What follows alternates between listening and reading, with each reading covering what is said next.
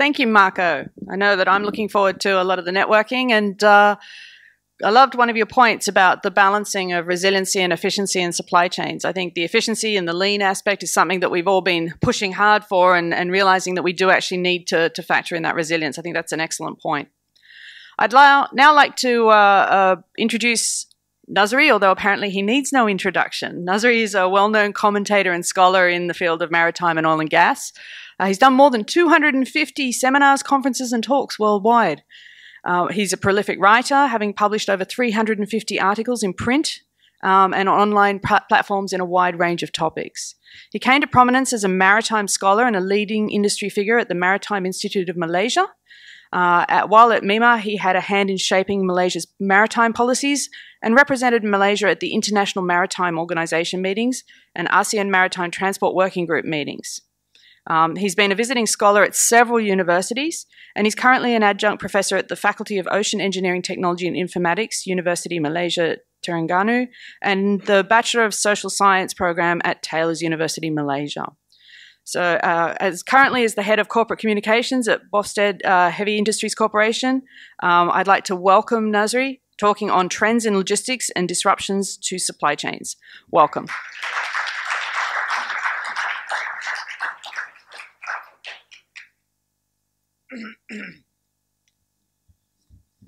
Thank you, Stephanie, for making me sound more productive than I actually am. The 300 or so articles you mentioned also include dad jokes postings on LinkedIn, so that don't really count. And also a big thank you to Encik Marco, Meneer Danku Well, for stealing about 90% of the points I'm about to deliver. So I'm going to wrap up my talk in about 2 minutes. Just kidding. So what a great pleasure it is to be here. Selamat pagi. Assalamualaikum everyone. Salam sejahtera. I think this is the first LogiSYM since 2017. Correct me if I'm wrong, Steph. Steph, don't leave. 2019. Okay, so it's been a pleasure to be reconnected again with everyone here. So I've been tasked to quickly get things on a right footing by sharing a bit of a canter on the global trend outlook. So if you can flash my slides, or where is it? Okay. So essentially, this is not going to be a typical VVIP speech on keynote address. I'm not going to be reading from any script, just basically some notes and just using some visual aids. So essentially, we know that the last 3 years have been characterized by this global scale called the pandemic. But on the other hand, there's also a lot of other things happening. So much so that we cannot even keep up with the so-called VUCA elements: vulnerability, uncertainty, complexity, and also ambiguity, and a lot more words, adjectives that can be added into this VUCA thing. I'm sure down the years there'll be many more things to be added to this thing that have been disruptive to the logistics and flow of goods, materials, resources along the supply chains. And the last couple of years, we have seen economies, small-scale industries almost nearly decimated and devastated by the lockdown, by the movement control order, and of course, spotlight was shining very brightly on logistics.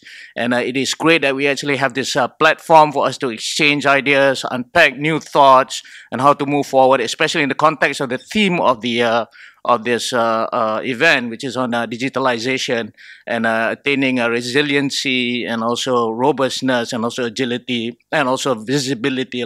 So all these are basically points which we hope later we can discuss and also pick the brains on some of the experts here to share what the way forward and also how to sort of like avoid the kind of almost near disastrous, near Armageddon-like situation that we faced during COVID.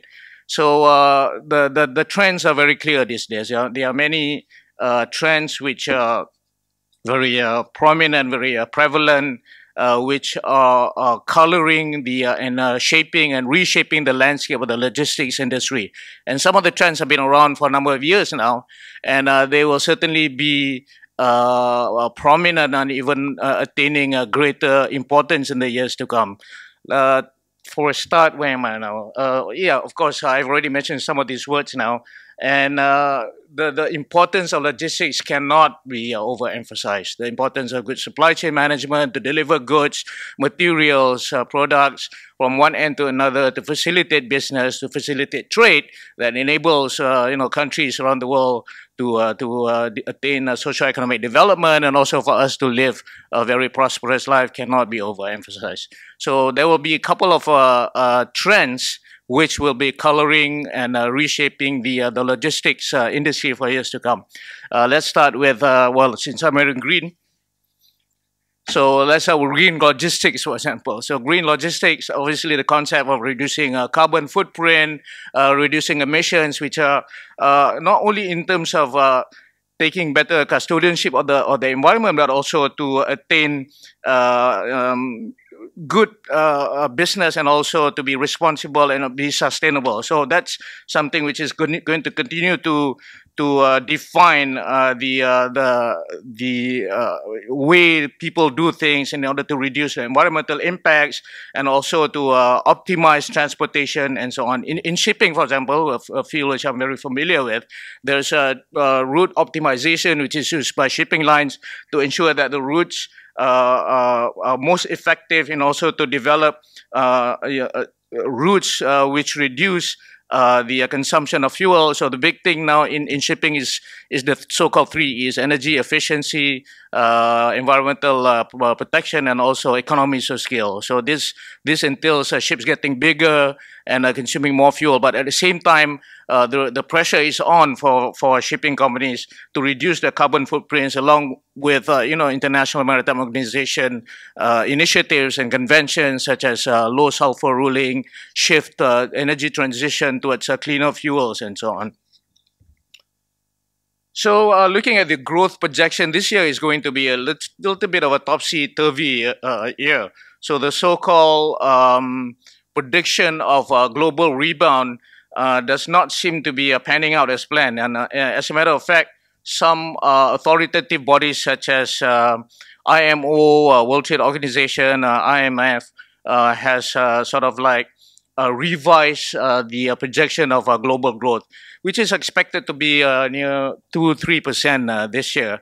But at the same time, where does Malaysia stand in all this?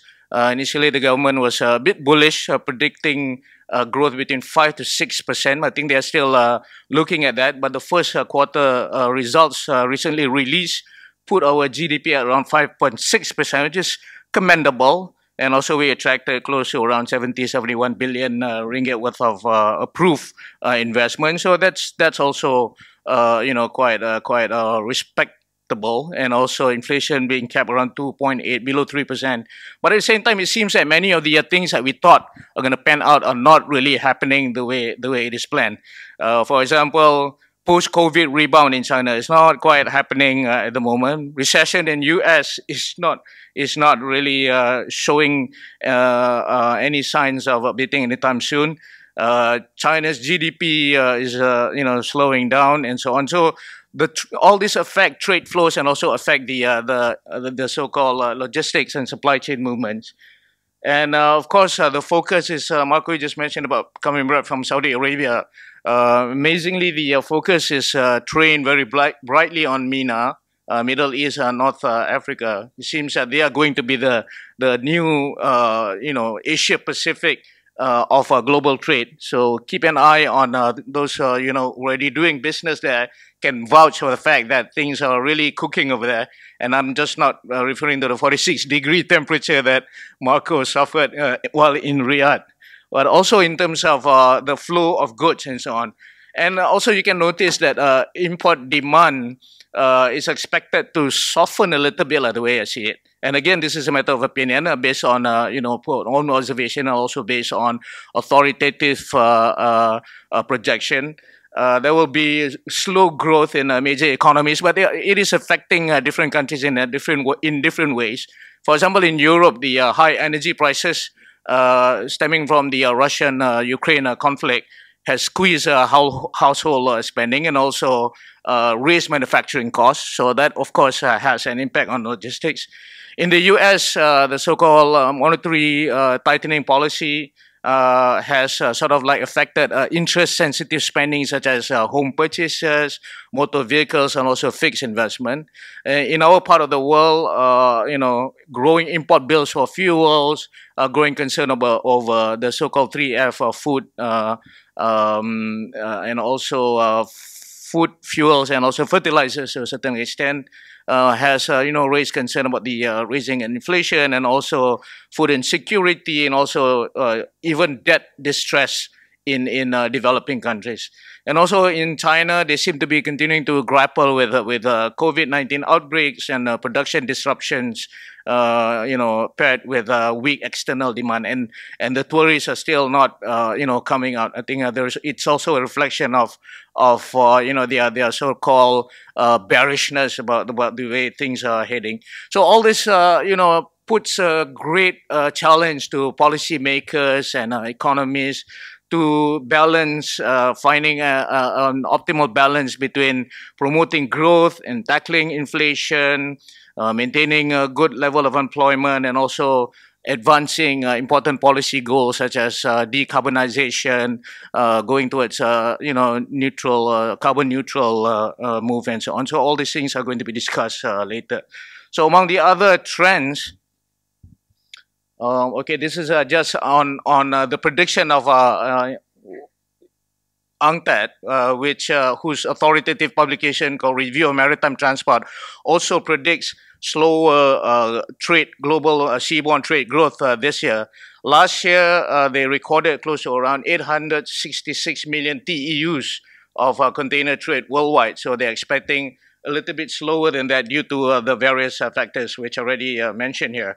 But at the same time, there will be a lot of VUCA, basically, a lot of uncertainties in terms of, for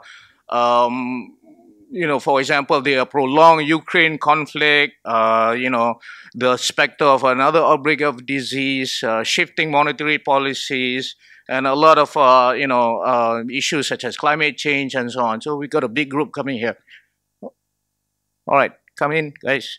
So all these things, will have adverse effect. When I say adverse, obviously it will push up prices of commodities, particularly fuels, food, fertilizers, I mentioned, and then all this will be detrimental to the logistics industry, which needs to be at par and also always keeping abreast with the changing, rapidly changing and adapt environment of technologies, the need to conserve environment, the need to comply with all slew of laws, regulations, standards, protocols coming into the picture, and also to accommodate the latest technological advancement, new processes, new strategies, in order to remain agile, reliable, visible, robust, and so on. And again, the challenge is on us, the practitioners, to keep up to speed with the rapid development.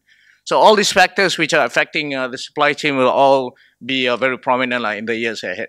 So I spoke about agility, one of the major things which is set to become one of the most important, if not the most important logistics trends this year and also in the years to come, which is to enable business to quickly and efficiently respond to fluctuations in supply and demand while also reducing costs, delivering good service, increasing efficiency and productivity, and also in general attaining a competitive edge.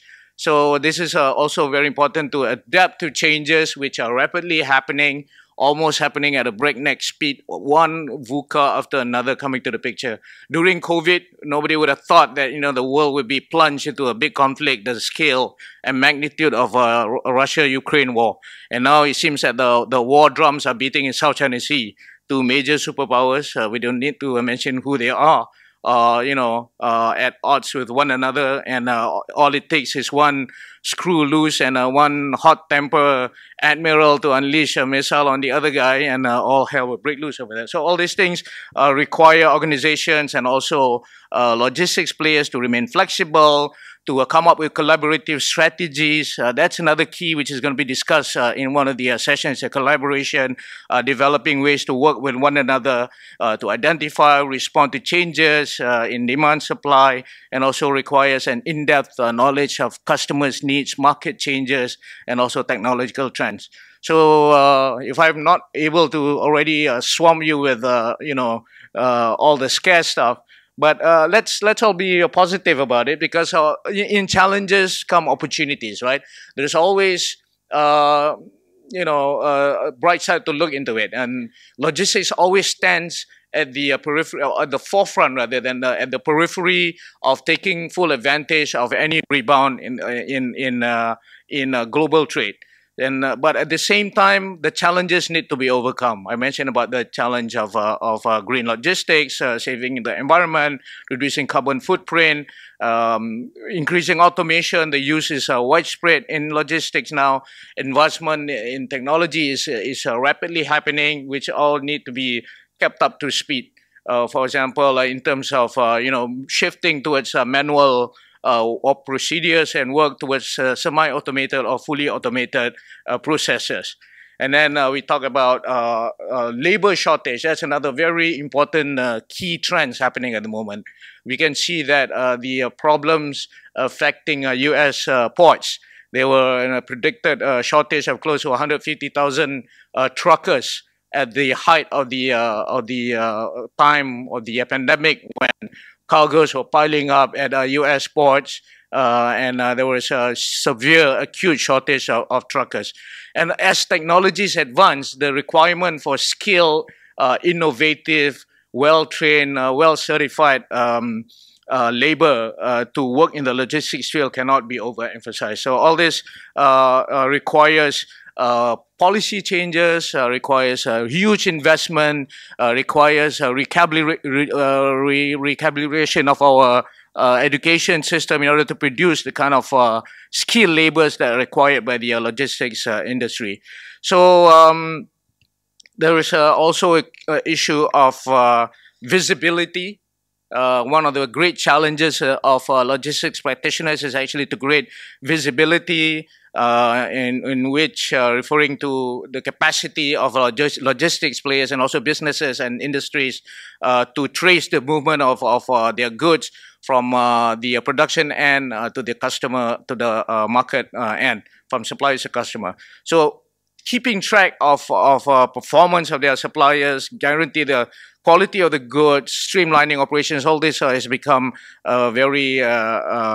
almost become indispensable in creating a supply chain visibility. So this can also bring a lot of advantages in terms of, for example, lowering the chance of product recalls, reducing the cost of your production, managing the supply of your raw materials much better, and also at the end of it, delivering higher customer satisfaction.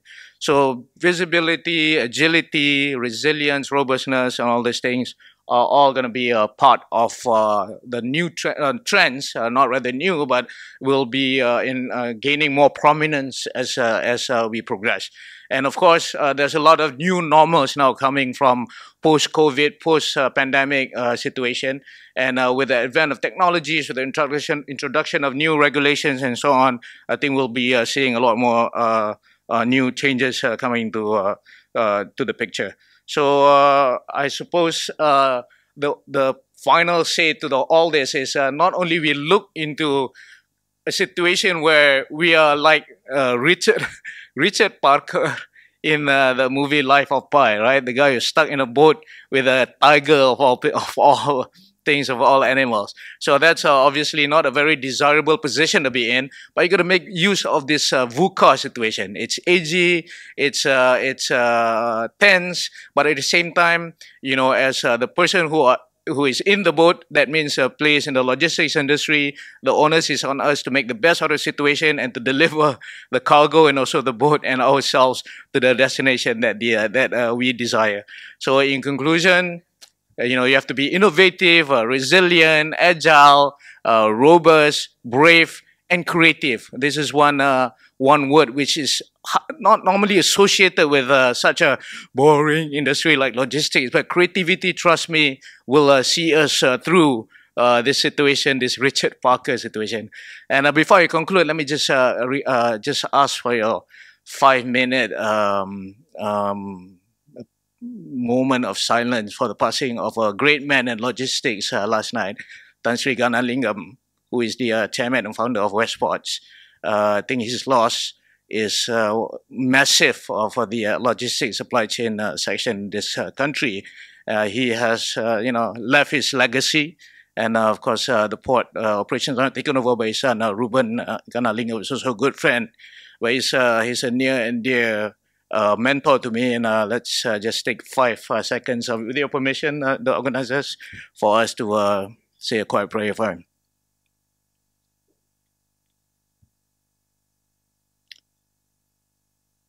Okay, with that, thank you very much for your indulgence, and have a good conference, everyone, and majulah logistics untuk negara.